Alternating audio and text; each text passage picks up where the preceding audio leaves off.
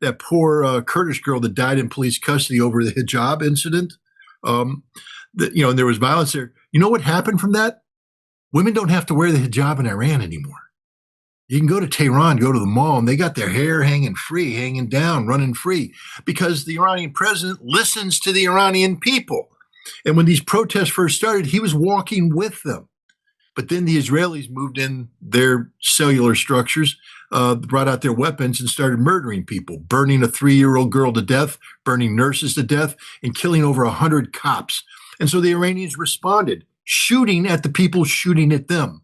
And yes, there are dead people, but not in the numbers that are being put out there. I mean, these ridiculous numbers, 12 to 20,000.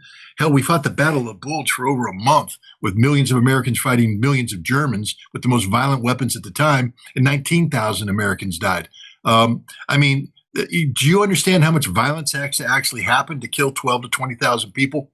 It isn't happening, but hundreds of people are dying, being killed, fighting in this combat between Israeli Mossad agents and Iranian security forces. So just to let people know where they're getting their information from in assessing death toll in Iran, outlets throughout the U.S. and Europe have depended on two NGOs based in Washington and funded by the U.S. government's National Endowment for Democracy. What is the National Endowment for Democracy?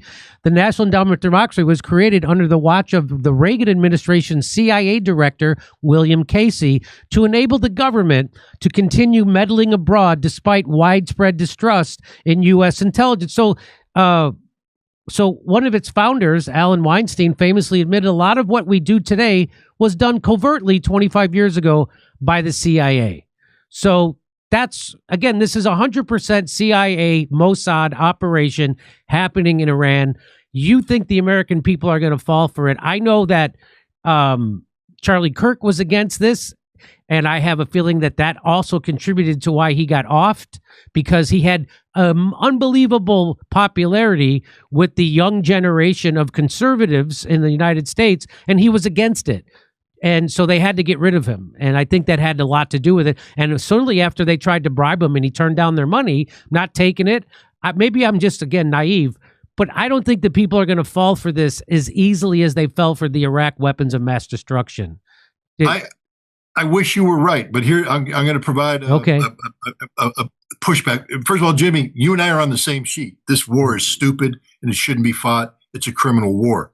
But the American people have proven themselves to be extraordinarily susceptible to propaganda targeting peoples that don't look like them, speak different languages, sound differently. And remember, Iran has a couple strikes against it. The theocracy that's in power now was behind the takeover of the U.S. Embassy in 1979. In 1980, we sent a rescue mission in that ended up blowing itself up in the desert, killing 8 Americans, and there's deep resentment. We blame Iran for the bombing of the Marine barracks in Beirut, 241 Marines and soldiers and sailors killed. Iran was supporting the Shia insurgents in Iraq in 2004, 2005, killing 600, 800 American soldiers. Now, we don't like to acknowledge that we had illegally invaded and occupied Iraq, and the Iraqis had every right to defend themselves. We just say Iran was behind their deaths.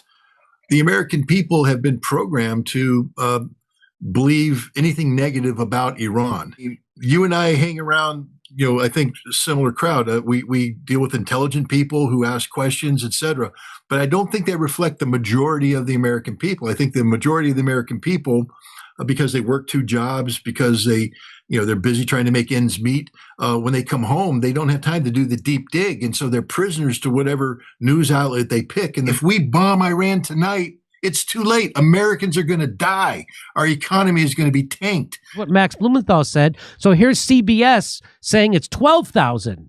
And he says this is why Barry Weiss was installed at CBS, in case it wasn't already clear, so they could get their Iranian war going, and that she would run cover for it with a powerful news agency like 60 Minutes and the CBS News Division. As a weapons inspector, I saw the CIA carry out information operations. I saw the British intelligence. There are people, in England, the MI6 has an entire division called information operations. And their job is to manufacture justification for anything or to spread light. They came up with the, Saddam hid biological weapons in perfume bottles and he could attack England in 45 minutes. They make it all up, and they have connections in the press. That was the interesting thing, is that they own the press, they own the media, and they're able to shovel data. CNN, Jimmy, CNN, I know you're probably a big fan of CNN because they're so honest. CNN was an adjunct of the CIA. When the CIA needed to run a counter information operation against the Iraqis, they brought CNN in to do their bidding. CNN is a CIA adjunct. Do you think they're going to successfully get rid of the leader of Iran? No, not at all. First of all, they can't. The leader of Iran isn't an individual; it's a position. It's a religious position, and understand constitutionally they have something called the Assembly of Experts. The Assembly of Experts has already picked the follow-on supreme leader. So if the current supreme leader dies, they have somebody who will take his place. You can't get rid of one person. You have to get rid of the entire system. And the Iranian people, they are religious. They are Shia. They take their faith seriously. And while they would like to see changes in the way they are governed, they're not going to tolerate the United States coming in, dropping a few bombs, and getting rid of it. The theocracy is real. It's deep-seated, and it's not hated like the monarchists and other people say. There are people that would like to see a change and to moderate and improve. Who doesn't want that? We want that. Everybody wants better government. But no, we're not going to get rid of the Iranian government because the Iranian government is Iran.